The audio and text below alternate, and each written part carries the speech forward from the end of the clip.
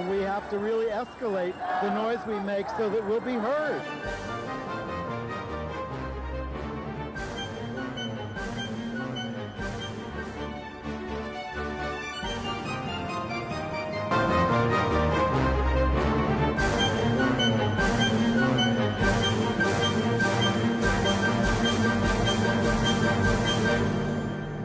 Welcome to Gay USA. I'm Andy Hum. Hi, and I'm Gabe González, filling in for Ann Northrup today. Okay, and in the news this week, in a setback for the Justice Department, but a big win for justice, another federal appeals court has said that anti-gay discrimination is sex discrimination, and it's illegal. Hopefully we won't have to revisit that story again in the Supreme Court. We'll see. The new face of student activism fighting gun violence is a bisexual student from Parkland, Florida, who is the president of her Gay Straight Alliance. We'll get to know Emma González, a student at Parkland, or student in Parkland, who is fighting for gun control with the rest of her classmates. Mr. Trump was rebuked. The military has its first out transgender enlistee. There have been people who were in there who were allowed to come out. Now you can enlist if you want to be in our military. The White House has ordered the State Department to cut back on reports of human rights violations for foreign countries. So we'll look into that, how that affects the LGBTQ community, particularly women and HIV/AIDS patients abroad. In Starkville, Mississippi, we told you that the city council wouldn't give a permit to the Pride March, so they're getting sued, and the city will lose. We'll be talking more about anti-LGBT rights bills around the country. Today we'll focus on Georgia, which is working on becoming more like Mississippi, advancing an anti-LGBT bill and threatening Delta Airlines, their largest private employer, for taking a stand against the NRA.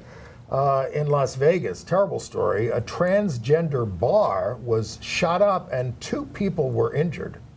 And finally, we're going to follow up on the plight of LGBTQ people in Puerto Rico, especially how they're recovering after Hurricane Maria, what they need, what's at stake for their community in Puerto Rico, and how folks are recovering.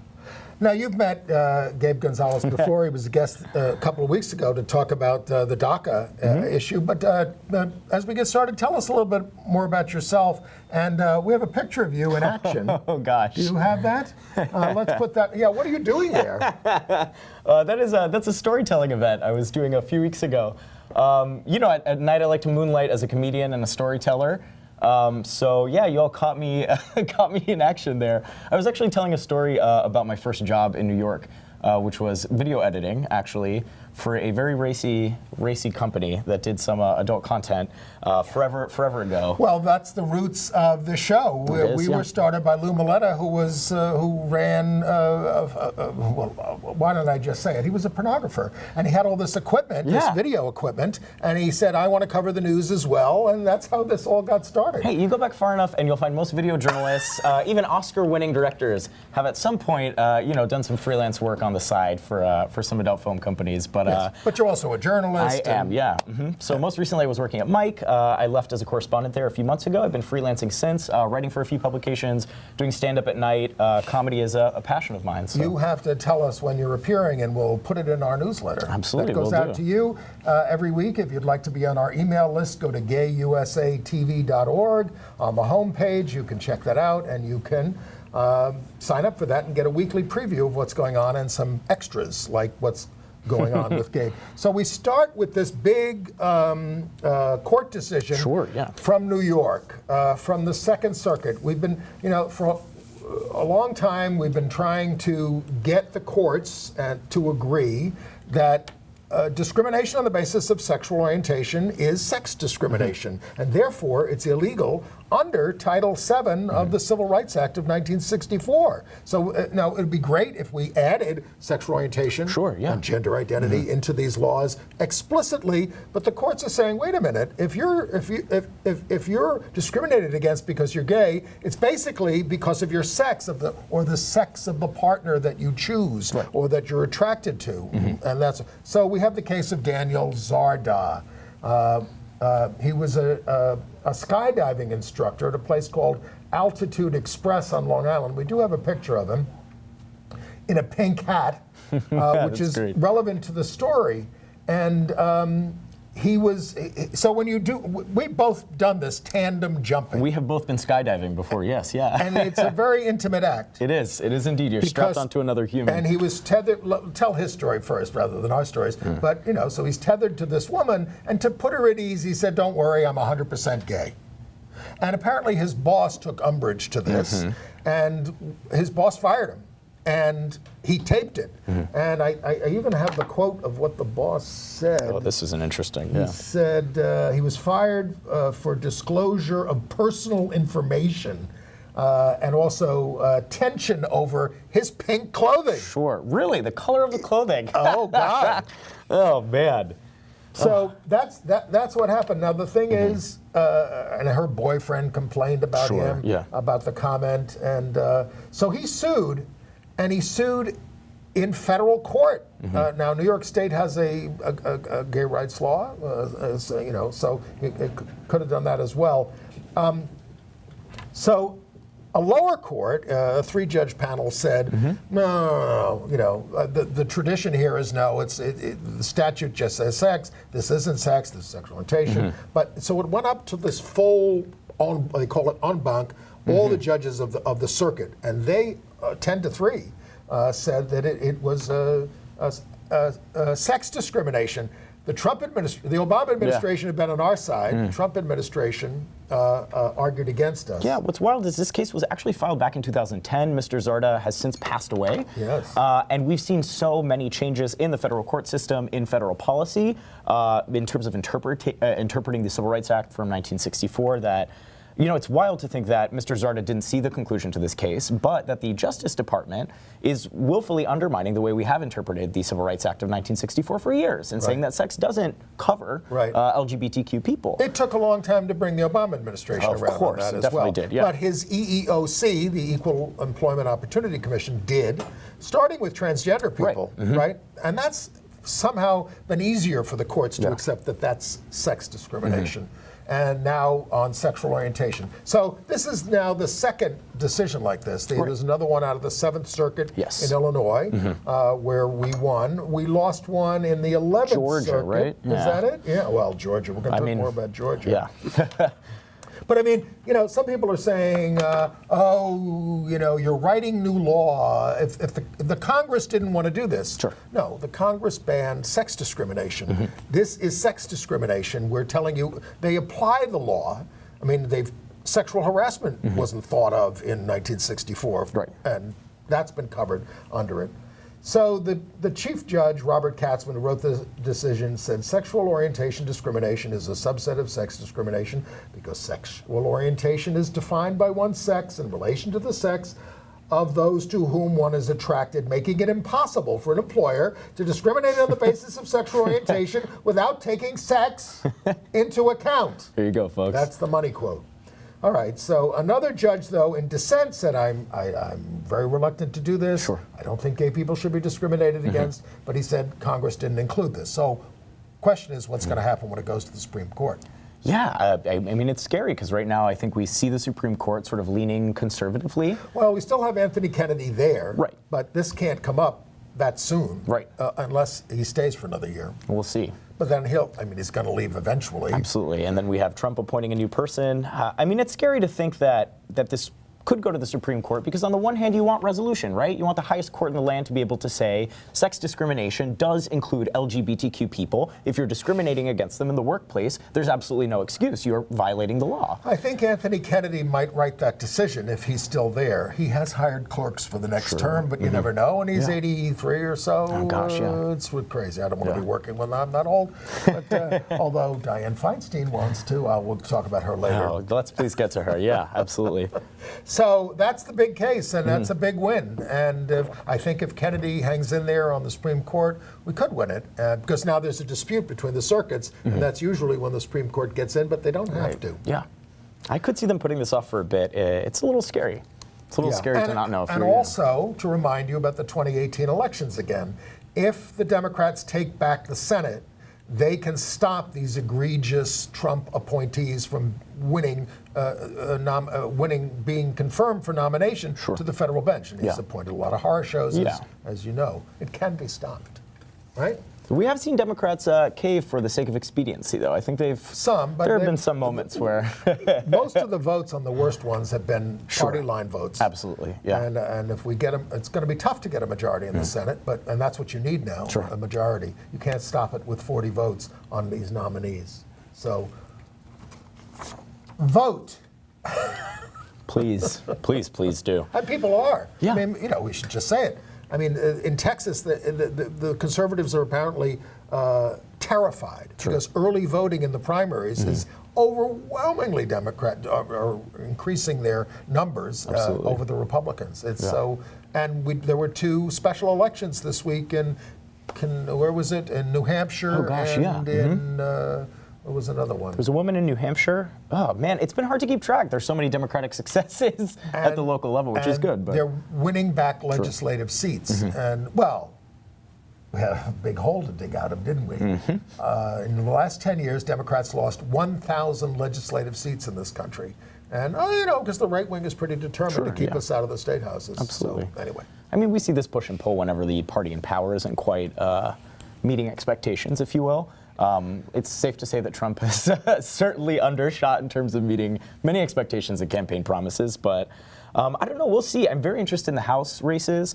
In particular, I've been keeping my eye on Arizona, where Joe Arpaio is going to be running again. For Senate. For Senate. But we also saw so many local voters, particularly Latino voters, mobilized in Arizona. So I'm interested in seeing how the Senate and House races go. In these states moving forward, not just in 2018, 2020, because we saw so much turnout during the last presidential election, and it's so tough to get people to show up in the midterms, right? It seems like there's less at stake. But I don't think it's going to be hard this year, right? Please, prove me wrong. Prove me wrong and get out there. I'd love to see it. Raise your hand and promise I will vote in 2018 in the primaries. I will vote in 2018 in the general elections. I promise. You promise now? Thank you. I think people are doing, because we live through this crap every day with Trump and with and all the Republicans, and it hurts. It almost physically hurts. Absolutely. And I think that's certainly going to be a motivator to get out in the polls and stop this. I know some of you still support him and will vote. All right, but you are a minority. It's very true. And I guess since we're talking about politics, what about Dianne Feinstein? She was denied the Democratic endorsement for re-election. They didn't end up endorsing anybody. Nobody got 60%. But it's not the first time it's happened to her, because she is a very center-right Democrat. So it's likely that she'll be in a runoff with a Democrat in the fall over there. Yeah. The Republican Party apparently is disappearing out there. I mean, you would think so. And it's interesting because Feinstein originally ran during a time when they needed to have a sort of centrist, middle-of-the-road Democrat to really fight the conservative wave in California, which is virtually non-existent today. So I know. She's a dying breed of Democrat, certainly. Yeah. She's had to be pulled on so many issues. People say she's good on gun control and perhaps on immigration. Sure. But on our issues, I mean, when she was mayor of San Francisco, she vetoed the domestic partners bill that was passed by the city council, by this board of supervisors. I mean, wow. So and she was very slow to come along on same-sex marriage. She's not a leader, and she's 85 years old. I'm not supposed to make any ageist remarks, but I'm 64 and I'm slowing down. So, and I hope that Justice Kennedy doesn't. So anyway, should we talk about guns? Absolutely, and let's talk about new voters for the midterm elections. There are a lot of 17 and 18-year-olds that will be able to vote. Among them are many of these students from Parkland who have actually been speaking out after the shooting that happened in Parkland, Florida, at Marjory Stoneman Douglas High School. Marjory Stoneman Douglas is actually near and dear to my heart. I grew up in Florida. We used to compete against them in speech and debate, my high school, all the time. They were great competitors, great school, great kids. Did they beat you or did you beat them? It depended on what season and what time of year and what event, but they were a fierce competition, I'll tell you that. They were really, really great. You can tell. You can tell. And what was your school? My school is Trinity Prep in Central Florida. Okay. It was a little private Episcopalian school. You're going to start hearing from people now. Oh gosh, man! Please, send me your stories. If you went to Trinity Prep, want to talk to me about your time there in Central Florida, please do. Yeah, I went to high school there. But yeah, I've been encouraged to see students from Stoneman Douglas coming out and speaking out. Among them, Emma González, particularly because we've seen time and time again. These school shootings happen, right? The weapon of choice in so many of these school shootings is the semi-automatic AR-15, often with attachments to make the weapon automatic. Insane. Absolutely. And so I've kept asking myself time and time again, if young students being attacked, if queer people in a safe space at a bar being attacked isn't enough, what is? And I think finally we're seeing these outspoken high schoolers touching on one tactic in particular that has worked, which is meeting these gun rights advocates where they tend to make their attacks online, making these extremist statements.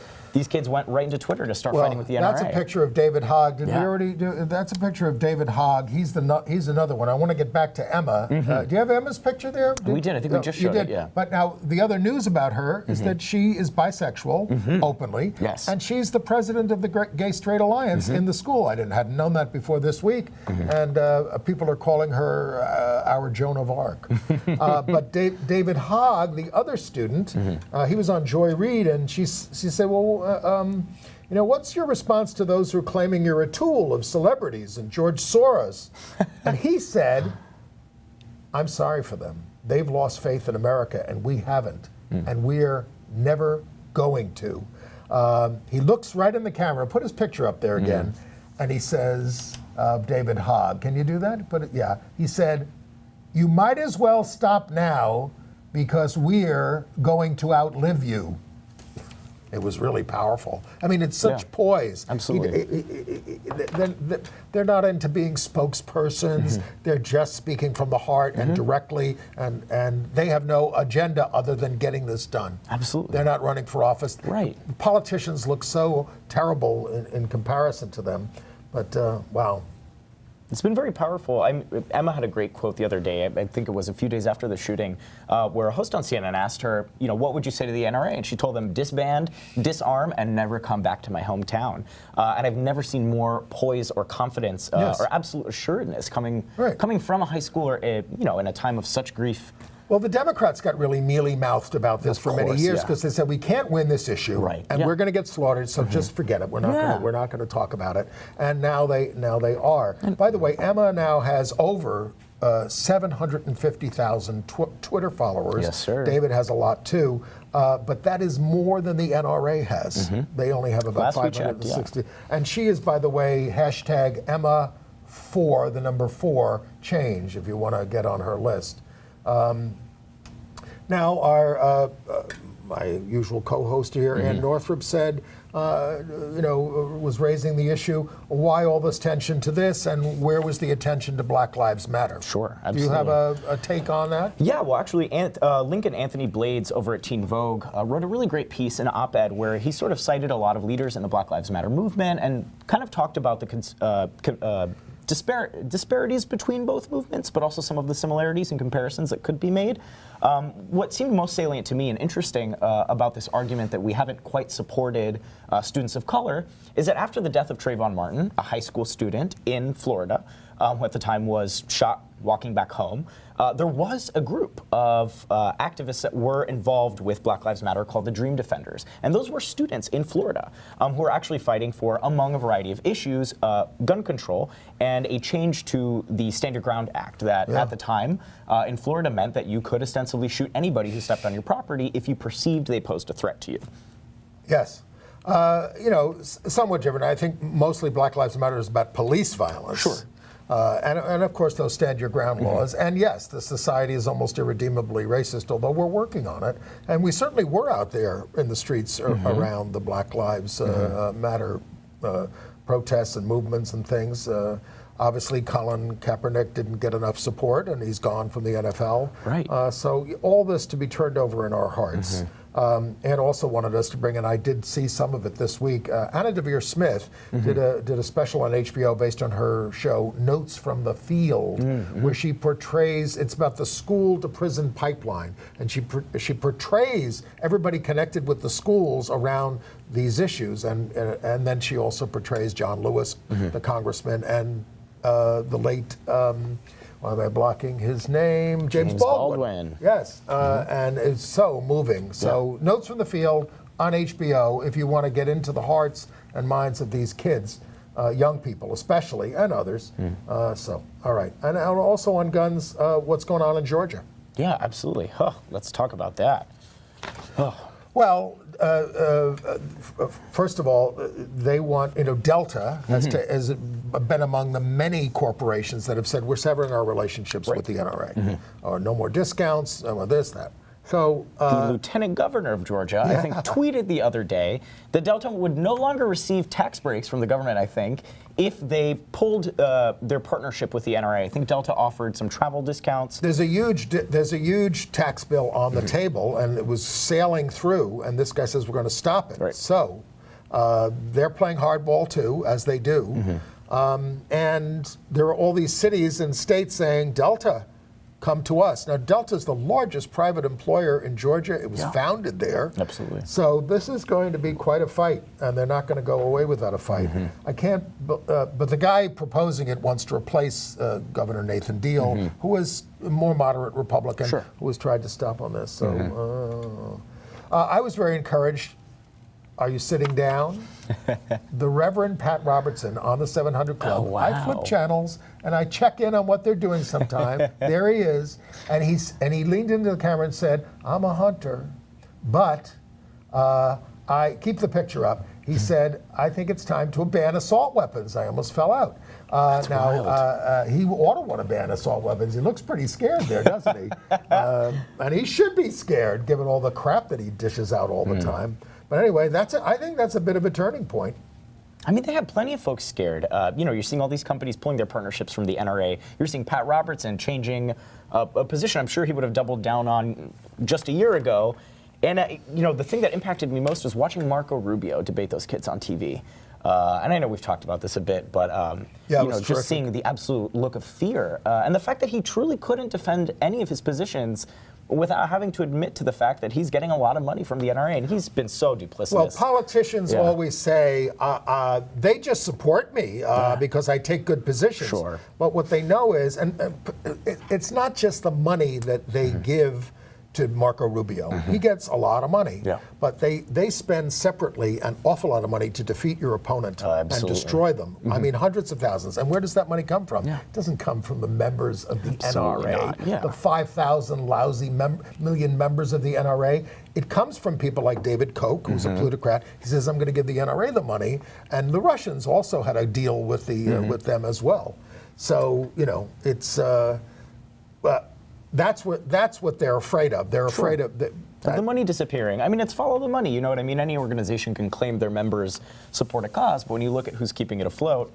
But I was very encouraged when the president said this week that if he had been on the scene there, he would have run into the building, even if he was unarmed, into an active shooting scene. And I just want to say, Mr. President, I want to thank you, because there is no one in this country that I can think of that I would rather go into an active shooting scene unarmed than you.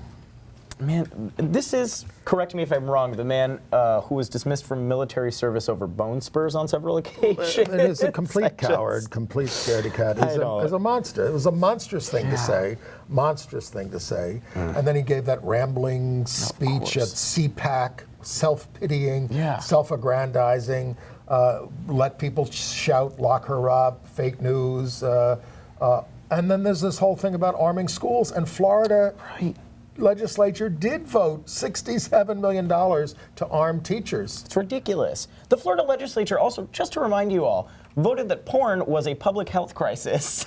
And then also voted not to look at any gun reform legislation while the students from Marjorie Stoneman Douglas were sitting in the state capitol. Well, they're making some progress. They finally are. The governor has changed his position on a few things. He says he's pushing to ban bump stocks. And he's pushing to raise the age. I think that's throwing a few crumbs when we really have to make some substantial change. It's an issue long overdue. Just as we did at the beginning of the show, Trump in his speech kept emphasizing the midterm elections because he knows what he's in for. And so if you don't like him, you better vote the other way. And how about the Mexican president canceling a visit with him because he was just, because Trump was screaming at him about you've got to pay for this wall, otherwise I have no credibility. And he just said, screw you. That was the end of that call. No visit, it's off.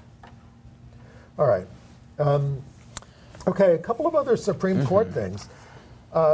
really dispiriting. 5-3, they ruled that immigration officials can detain immigrants Absolutely. indefinitely. Yeah. A lower court in the Ninth Circuit had said, 6 months, and come on, you got to make some sort of a determination here. And the Supreme Court said no, you can just do this indefinitely. What is going on? Yeah, it's wild. So the decision from the Supreme Court doesn't just impact undocumented immigrants who are disproportionately impacted by ICE arrests and detainments. Detainments under Trump have actually gone up. It also applies to temporary residents, right? So any immigrant that is essentially arrested by ICE and held in detention has lost their right to a timely bond hearing. You have somebody you want to talk about. We've talked about him before, but update us on the story. Were you talking Nunez, detained? Oh, absolutely, yes. Ivan Nunez. We have Yes. to talk about him. So he's a married gay man who was actually going in with his husband for an interview with ICE, a citizenship interview, because they were married. They were entering the process of getting Ivan citizenship. And I think it was late last year, Ivan was arrested. And finally, in January, his husband started kind of creating a movement together, getting a lot of LGBTQ rights and immigrants' rights organizations. That's Ivan there on the right, On yes? the right, correct. So his husband on the left has been very vocal about the fact that his husband essentially has no rights in They're detention. married. And he could be deported to Mexico in spite of the fact that they are married and that they weren't going through the procedure to, quote unquote, do it right. You know what I mean? So many people on the right say, if you're going to be here, do it right. They're absolutely doing it right. And what they brought up was that he was, the ICE is saying he was technically deported because he showed up at the border and he went away. Right. And that's a deportation. I mean, it's not. I mean, but ICE is just being given absolute free rein to do whatever they want. And it's ridiculous, and I think the Supreme Court decision really exacerbates the impact ICE is having, not just on immigrants overall, but LGBTQ immigrants Right. are subject to so much harassment and abuse in those detention centers. Yes. It's really, really terrifying. especially Yeah. transgender people. Yeah.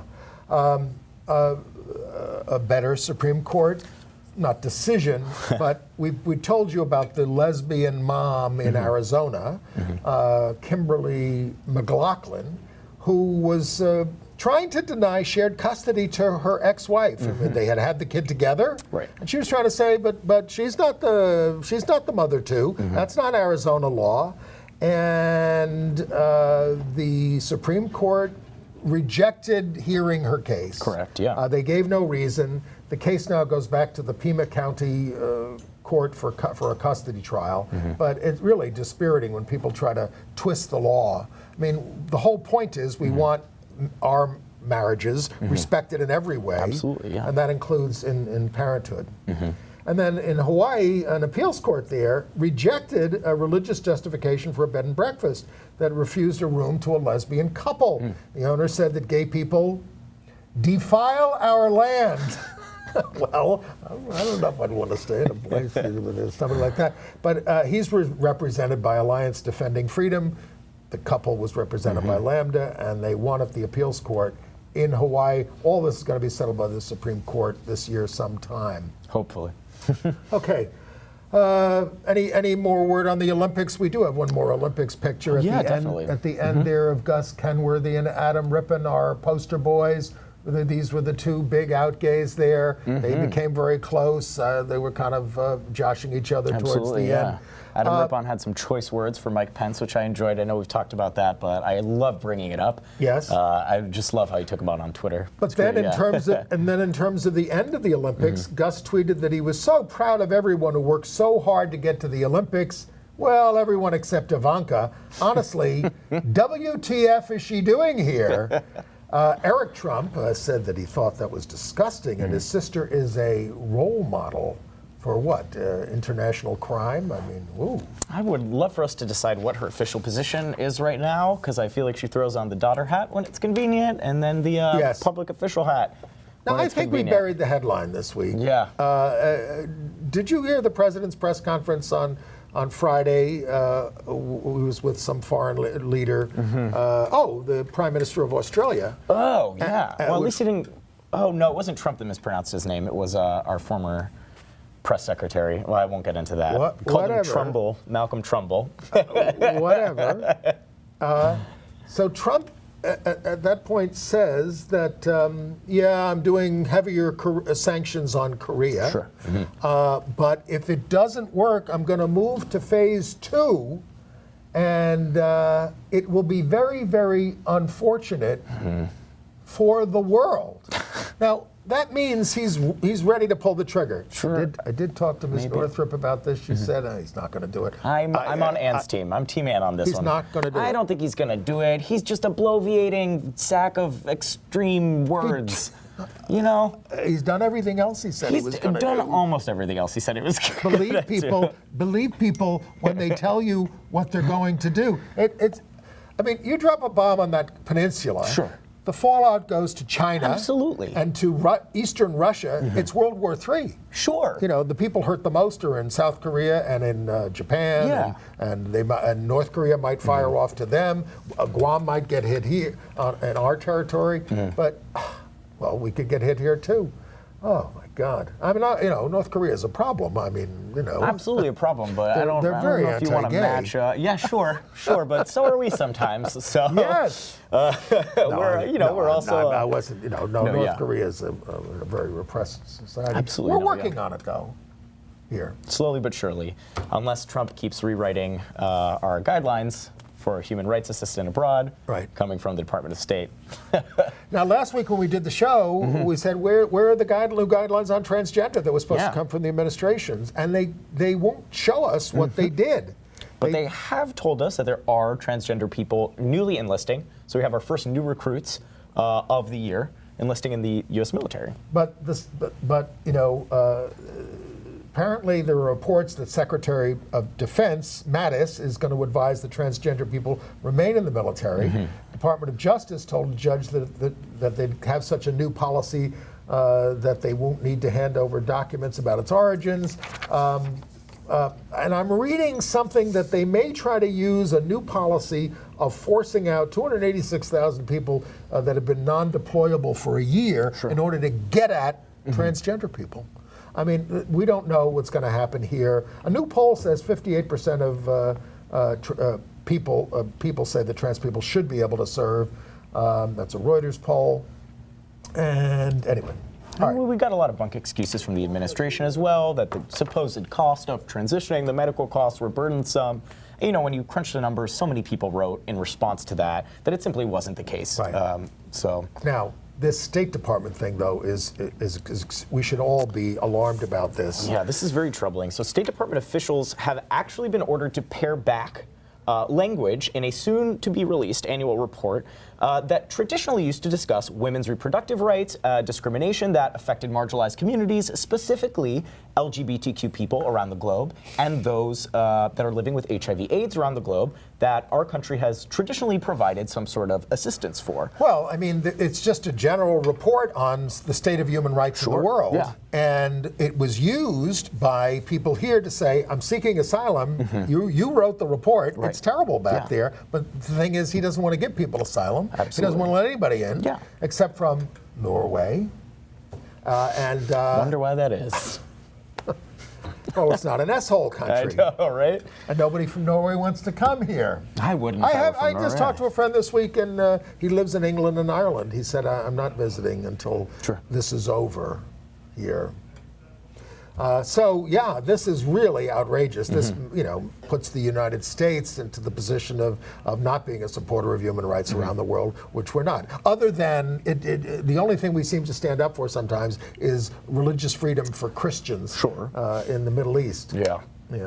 But, you know, this comes on the heels also of Trump promising to pull back money from programs that fund LGBTQ rights abroad, access to contraceptive health care for women abroad, HIV/AIDS funding in a variety of countries in Africa and Asia. You know, and it all kind of falls into this idea of putting America first, right? That we simply couldn't afford to help those people abroad. And I feel like this is just another step of trying to minimize the risk that these people face abroad and the role that the U.S. has traditionally played in kind of helping them gain access to medicine and support. Well, I also think it was disgraceful that the Congress and the president had Billy Graham's body lying in state in our U.S. Capitol. A bigoted religious leader. A religious leader at all, in terms of honoring a religious leader in this way. It's the first time they put a religious figure in there, but he had a terrible record on gay stuff. I mean, some people could argue on race. I mean, he integrated his crusades in the early 50s. He did. Because he wanted to get people into his particular form of religion. Yeah. But the worst thing I learned about him this week, as people were writing about him, is during the Vietnam War. Yeah. He was urging Nixon to go out in a ball of fire. It's very Trumpian kind of talk, and really and kill 1 million people. Right. And even Nixon, who was a horrible human being, said, "Oh, that's a little much. I don't think I want to go that far. I mean, we did enough damage in Vietnam, but wow." Yeah, it's been wild seeing presidents from both the right and the left praising Billy Graham. I think it speaks to the impact that the religious right has on politics in this country and the way they've sort of embedded themselves in federal politics. I mean, it was wild to see just Barack Obama's tweet in support of and honoring Billy Graham, right? Certainly we know he wasn't always the most progressive on LGBTQ issues, but to see the most recent Democratic president just sort of erase that history is wild, yeah. The statistic I read about Billy, which is impressive, is that he spoke face-to-face with more human beings than anyone in history, because he was all over the world in stadiums doing these crusades. Yeah. And there he was. Man, all right. That's tragic. Okay. In Arkansas, that judge we told you about, who for 7 years took sexual pictures of young men in exchange for lighter sentences. Jesus. Wow. Joseph Beckman, he was sentenced to 5 years in prison for fraud and bribery. He also obstructed justice during the investigation. Apparently he did something like this when he was a prosecutor 20 years ago, and he avoided prosecution by resigning as a prosecutor. Jesus Christ. And then he got elected as a judge in Arkansas. Now, I have people in Arkansas, and a lot of good people there, but you're not paying attention if you're electing someone like that. Yeah. And those are other elections that go under the radar. It's really scary. People don't pay attention, and then folks like that end up sitting in office. Some other state things, maybe, things that are going on. How about New Hampshire? The House Judiciary Committee advanced a transgender non-discrimination bill. It goes to the full House. It was endorsed by the Republican governor. They're starting to read the tea leaves.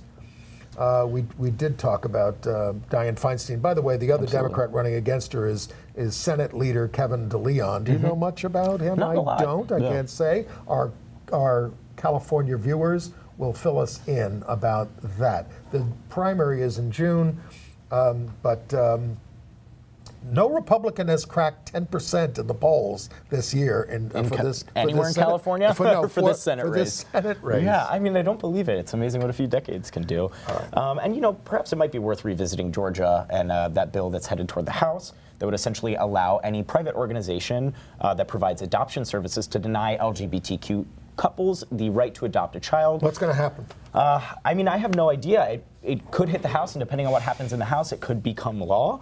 What's interesting is, different human rights groups and LGBTQ advocacy organizations have come out against it. The Human Rights Campaign raised particular concerns. Well, there's going to be. We're taping on February 28th, and there's a big rally planned against this on March the 1st. I don't imagine the governor wants it, but I don't know if they're going to get enough votes to override him on it. Or I mean, we've seen a lot of businesses threatening to pull their companies or their movie shoots or television shoots outside of Georgia. We know Georgia is a big place for a lot of TV shows to shoot. So it's very interesting to see if that might have the same impact it did during the trans bathroom law bill that really helped change a tide there. And again, under their law, and I don't think it's right, but strictly religious organizations do have a right to discriminate, which is wrong. If you're getting any kind of government money, you should not be able to discriminate. But as we know, we told you last week, there's a big lawsuit against HHS, and the Catholic bishops have an outlet that is discriminating against gay people who want to adopt, take in refugees. Sure, yeah. That was a case in Texas, right, with the lesbian couple. Right. So it's really troubling to see this issue keep cropping up at the state level. Again, it would be really great to have some sort of closure at the federal level on issues like this. I just hope it doesn't. It's We'll never see. over, Gabe. It is never really over. is never I mean, over. Mike Signorelli calls this victory blindness on our part. You know, we won marriage, it's over, we won. What can we do now? Yeah. Well, you've got to work like hell to hold on to it. Absolutely. I mean, when Republicans are still trying to overturn Roe v. Wade decades later, it is proof that nothing is ever over if people want to keep re-legislating it, in public, on the news, at every moment. So. But I don't think that the City Council of Starkville, Mississippi is going to get away with banning a gay pride, not banning a gay pride, but they wouldn't approve it. I mean, that's not how the permitting process normally works in most places. Sure. The police department has guidelines, they issue the permits. And but in this case, the council voted it down narrowly. Starkville has an alderman's council. Yeah. And so it's interesting because the mayor of Starkville actually supports this parade, is fully in support of it. I'm pretty sure she's a bit right-wing leaning, but she's fully in support of this parade. And a college student has actually filed suit because the alderman's council voted, I think, 5-4. We have a picture to of deny this permit, the woman from Starkville Pride. Her name is Bailey McDaniel. She's down there in little Starkville, Mississippi. And she says, I like to believe that this type of hateful, intolerant behavior does not represent the Starkville community. And I think that's probably true. And so Robbie Kaplan, the big lawyer who argued the Windsor case absolutely. at the United States Supreme Court, represented Edie Windsor. She is down there. This is her 4th case in Mississippi. God bless her. Yeah, she's really... Well, that's her thing now. Mississippi. It's great. We need warriors like that in these small towns. But, and there's so many people my age, I think, who have grown up taking pride parades for granted and events like this. I know for a lot of young folks, this doesn't seem like a big issue. And I've, in conversation, I've had friends tell me, well, what's the big deal with the pride parade? They can always go to another city. It's a small town. There's so many more pressing things happening in the world. I'm thinking of the 13, 14-year-old kid who's like me in the closet in a town like Starkville, who doesn't have any visibility, never sees positive representations of queer folks. So, I'm all for this, and I think that we still need to keep pushing at these local levels. Even small gestures like this, something as small as a pride parade can make a huge difference. You don't have to go all the way to Starkville. We could go to Staten Island. Yeah, we've got a great one here too. Yeah, that's true. The prides, the Staten Island is like, it seems to be the holdout St. Patrick's Day parade. We're allowed in the Fifth Avenue parade for the last year. Even Cardinal Dolan acceded to that. We're allowed, and and this weekend we will have the St. Pat's for All, which has been going on for 20 years. But on Staten Island, the Pride Center of Staten Island and Lavender and Green Alliance went to the church where they sign up groups. And this is not a strictly religious parade that they want to say they are. And the president of the group said, you're not compatible with the Catholic Church and its tenets, now get out. So, it's this is still a fight out on Staten Island, which did vote for Trump. It was the only borough of New York that voted for Trump. That is true. Hillary got 79% of the vote in New York City and 90% in Manhattan, but Staten Island went for her. There are little holdouts. They're making a little progress on the Pulse Memorial in Orlando, but it's only going to be they're now building a temporary memorial. I mean, there's sort of a makeshift memorial that's been there. I was there. Yeah. But then eventually they're going to build some big thing. They're going to keep that sign. Well, it sounds like the owner, is very close to the space. She says she opened up the bar to honor her gay brother who passed away in the 80s. So, it's interesting because I think the owner has really struggled with what to do in terms of creating something respectful in light of what happened there, but also holding onto the space and keeping it within the community. I know when I went back the October after the Pulse shooting happened, Orlando had to push back its pride. I went to go cover it. It was great. First time I was back in my hometown in 8 years. A town that was fully changed. I had considered it a really homophobic place growing up. And, to go back for the first time in 7-8 years and just see the downtown area covered in rainbow flags and supportive people, it was a great impact. But I think, even then there was a lot of question about what was going to happen with the bar. Would it reopen as a new bar? Would it reopen as a memorial? Do you tear the old bar down and build something from scratch? So I know this conversation is still ongoing, and so many people in the community have very strong feelings about what to do with that space and what is appropriate. Where does Gabe González come down on this? Oh, gosh. I think it's up to the community and the owner of that space. I think we need to have a conversation, particularly with the folks that were impacted by that tragedy. A lot of the Pulse survivors came out against Telemundo, I think it was. It was a Spanish language channel that did a reenactment of the shooting. And in that instance, you have all these survivors coming out to speak out and say, this is in poor taste. I'm still suffering from PTSD after the shooting. I think we need to treat the actual space with a higher level of respect and truly keep the conversation going. Make sure that every voice that is relevant is heard. Well, Paul Rudnick, the gay playwright, who wrote Jeffrey, which was very successful, he has actually written a comedy that references it. Oh, wow. It was in Los Angeles, but I guess he's reworking it. Didn't get good reviews out there. It's called Big Night. It's really about people at the Oscars, but then it's in the midst of the aftermath of mass killings like Las Vegas, Orlando, and elsewhere. And what do we do with this madness? So I don't know. Paul is a very good playwright. Let's see if he can make something out of this. He's great. I want to hear about what's going on in Puerto Rico. Yeah, sure. Okay, let's move on to there. There's a story about gun violence in Las Vegas I did want to get to. Oh, go ahead. I was going to say, speaking about gun violence in Las Vegas, there's a very underreported story that I do think we should get to. Yes. As you all know, Puerto Rico is near and dear to my heart. I'm from there. We will get to it before the show is over. But over the weekend, on Friday night, and this is a vastly underreported story that's coming to us from Eli Ehrlich over at Into, which is a new publication from Grindr. There's a bar in Las Vegas called the Las Vegas Lounge, which a lot of people are reporting is Las Vegas's only trans bar. We can say with some certainty that it is a very openly and visibly trans bar. If you look at the exterior of the bar, there's a silhouette of a woman, the colors of the trans flag. That bar was the target of gun violence on Friday night. Only 2 local outlets in Las Vegas reported on it, didn't even mention that it was a trans bar.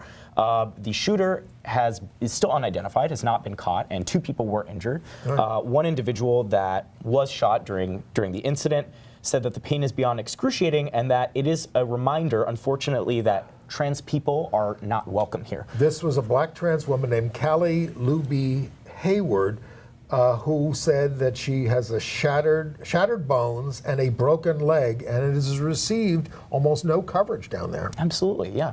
Yeah, other than brief mention on the news because not valuing the people who were harmed. Well, sure, absolutely. You know what I mean? When you're discussing gun violence, I think it's easier to cast young children and moms in a positive light. But when queer people are targeted, we had to fight to get people to pay attention to Pulse. It was wild. Pulse, I remember the initial reports about Pulse. They had trouble spitting the gay word out, and not even necessarily Latinx. You know? Acknowledging that it was a Latino night at a gay bar. Yeah, right. It's a real tragedy. Well, so speaking of that, Latinx issues, I would like to talk a little bit about how Puerto Ricans are recovering in the aftermath of Hurricane Maria. I just learned today that the federal government has actually cut the hurricane relief grant that they were giving to Puerto Rico in half, so 4-point-something billion down to about 2-point-something billion. So far, there's been no explanation for this cut. And Puerto Ricans have kept seeing this time and time again from the federal government, from FEMA, from independent contractors that have gotten federal money to show up there. The job still isn't done. I have an aunt and uncle that live right outside the metropolitan area in the capital. They just got electricity back about a week ago. And how long has it been? It's been since September. The hurricane hit the island at September 20th. And it's been months and months. We've seen schools closing. And I've read a couple of interesting pieces that are focusing on the impact this is having on LGBTQ individuals. I know the LGBT Center of Puerto Rico actually reached out to help HIV/AIDS patients as far back as October who are having trouble accessing meals, accessing medication, and access to anything that they sort of need to live day to day. What about all those paper towels that President Trump tossed them? I'm sure those are really useful. I've heard a lot of people have been wiping with them and drying things. Well, of course, he also said, we'll never forget you, but he said that to people in Houston who were hit by the hurricane, another hurricane, not to the people of Puerto Rico. Didn't say we'll never forget you. And if you look at exactly what he said, at the time you went to Florida, even if it was somewhere else in the world, why wouldn't we be helping? Oh, sure. But he also went to Texas and Florida and said there was no cost to the recovery, right? That the federal government would put no price tag on whatever it took to help Americans recuperate. But when it comes to Americans that are living on what is essentially a current day colony, there's less accountability there and there's less care for, the brown folks that don't speak English on an island. Yes.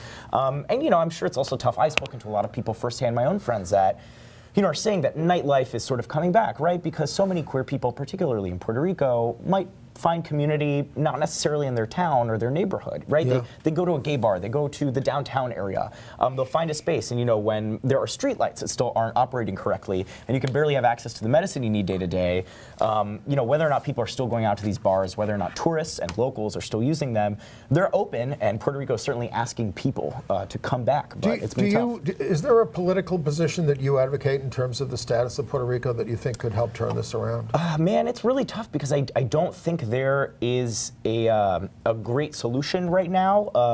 I think we have to look at history and acknowledge the fact that Puerto Rico has always been treated by a colony, or as a colony by the United States. The only reason they threw Puerto Ricans citizenship is because they wanted them to fight in a few world wars. Puerto Ricans had to show up at Congress. There were violent incidents with independence movements from Puerto Rico showing up to the U.S. to simply demand that Puerto Rico get their own local legislature and their own government. Right. And they've been fighting this 20s, 30s, 40s, 50s, you know what I mean? And by the time the 60s came around, they had their own local government and some sense of autonomy. But Puerto Ricans pay almost every federal income or federal tax except federal income tax, and they still can't vote for president. They can vote in primaries and things like that, right? So we're seeing a lot of people moving to the United States, the contiguous United States, Florida, New York. And politically, it's not all that liberal. I mean, they have a don't they have a Republican governor? Sure, yeah. So they're pro-statehood party. They're two primary parties. Don't necessarily fall cleanly along Democratic and Republican lines, but Ricardo Rosselló is their current governor, and he's part of the island's pro-statehood party, which tends to side with Republicans. But what is interesting is that lately, the pro-statehood party in Puerto Rico's legislature has actually voted to try to reinstitute LGBTQ discriminations that the governor has fought against. Yeah.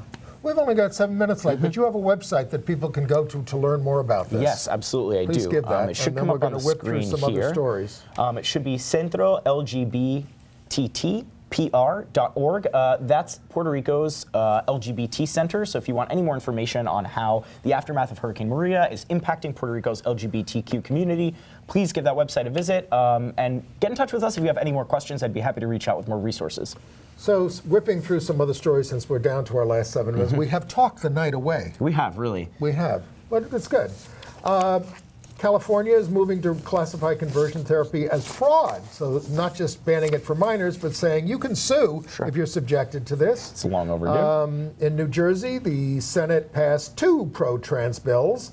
It's going to be easier to update your gender marker on your birth certificate and on your death certificate to reflect your gender identity.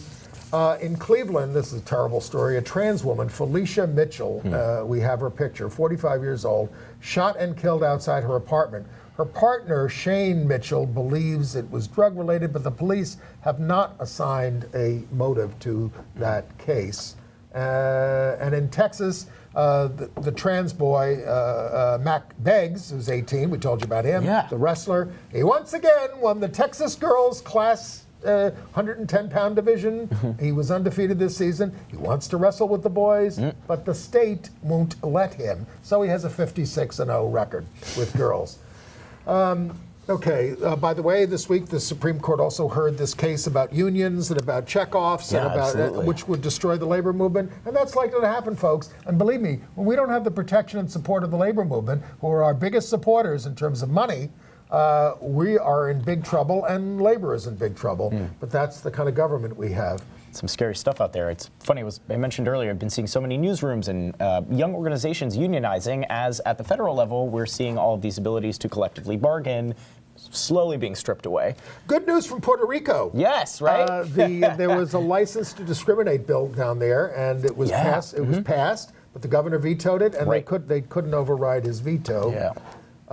In Manassas Park, Virginia, the school board added sexual orientation and gender identity to the non-discrimination policy, and that was spoken up for by Donica Rome, who was the new House of Delegates out transgender. Anchorage, Alaska is about to vote on by mail on a measure to remove protections for trans people. This would allow any individual to come up to you and say, I want to see your birth certificate if you're in this restroom. Which is wild. I don't carry my birth certificate with me. Yeah, well, I'm pretty sure that they even talked to the chief of police in Anchorage, it was. He ain't for it. Who supposedly laughed and said it'd be impossible to enforce. So good luck with that. A couple of international news notes. Sure. In Nepal, they have a new code that removes the ban on unnatural sexual intercourse, and instead it bans unnatural sexual intercourse with another person without his or her consent. Well, nobody should have non-consensual sex. Absolutely. I don't think. In Northern Ireland, there's a gay couple suing to get married. Maybe the Parliament in the United Kingdom will resolve this. We don't know, but they're suing. The new Deputy Prime Minister of Australia, Michael McCormick, he's a former editor and he was a right-winger, and he once wrote, unfortunately, gays are here, and if the disease their unnatural acts helped spread doesn't wipe out humanity, they're here to stay. So he says, I apologize for this repeatedly. Why can't I be Deputy Prime Minister? It was pretty extreme. El Salvador's main right-wing party wants to ban same-sex marriage in the Constitution. Anything else in Latinx America that you want to talk about? Well, I think it goes back to the immigration issue. El Salvador's in the Northern Triangle. It's one of the most violent areas in Central America. And, Amnesty actually released a report on this a few months ago, which I wrote about some time ago, about how trans and other LGBTQ individuals in those countries, El Salvador, Guatemala, that northwestern part of Central America, are actually at risk for a disproportionate amount of discrimination and violence. Yes. And even when they try to flee to Mexico or the United States, they'll often face similar violence because they don't have any agency, right? And we're seeing ICE given even more of an ability to detain these people and deny them their rights. The rights to, talk about bond in court, to get released in a timely fashion, to confront the charges against them. It's really troubling. So hearing about stories like this, that these countries are becoming even more hostile toward the rights and needs of LGBTQ people, is really, really troublesome. Man, it's harder to get out. Yeah. In Kenya, though, the High Court there is going to hear a case that could overturn the ban on same-sex marriage. And in Bermuda, the challenge to the repeal of same-sex marriage is going to be heard on May 21st. And, okay, in AIDS news, South Korea, the health ministry has approved PrEP, but it costs too much and most people can't get it, so that's not good. A couple of entertainment notes. By the way, Jerry Springer, the opera, which Ann and I saw, is extending to May 1st, and Matt McGrath is going to step in for Terrence Mann as Jerry. Matt McGrath's a Tony Award-winning actor. I had never been to Broadway by the year. They pick 2 years and they do the songs from that year. Broadway stars come out and sing them. And this is a wonderful show. They do it at Town Hall. I saw 1930 and 1964. So a lot of Cole Porter, a lot of the Gershwin brothers, and in '64 you had Hello Dolly and Funny Girl. I had a wonderful time at that. I'm sorry I never went before. And I went to the Morgan Library. Oh, no way. It is gay, gay, gay. Tennessee Williams exhibit and a Peter Hujar exhibit. Peter Hujar was a big gay photographer. He was the partner of David Wojnarowicz, if you remember. And so there it is. 2 big rooms full of gay stuff at Mr. Morgan's library. Check that out. What else? We're down to our last minute. I don't have anything else. I just recommend going to the next edition of Broadway by the Year, which is on March 26th. And I would recommend that Anna Devere Smith HBO special, if you want to check that out. Notes from the Field. Anything else from you, Gabe? Man, I am devoid of any cultural insight at present. I'm just waiting for season 10 of RuPaul's Drag Race. That's about all I have on my schedule right now. Season 10, sir. We're about to finish season 3 of All Stars. Enter season 10. There are a bunch of New York queens in it this season that I'm rooting for personally. I won't say who. And where can we see you? Where can you find me? So tonight, Wednesday night. Well, that's too late for that. I know, it's too late for that, but I will be performing comedy set at Club Cumming. Lately, I've, you can see me all around town. I've been writing and working with a few series, so check it out. You got a website? Be sure to. Do I have a website? Oh gosh, no. I do have a Twitter account though. If you want to find me, it's at Gaybones, Gaybonez. I'll send out more information on the newsletter about upcoming shows or anything I think that might be interesting for you all. Thank you very much, Cool, Gabe. Good to be with you. Thanks for having me. And we will see you next week if they haven't started dropping the bombs. Oh gosh, let's hope not.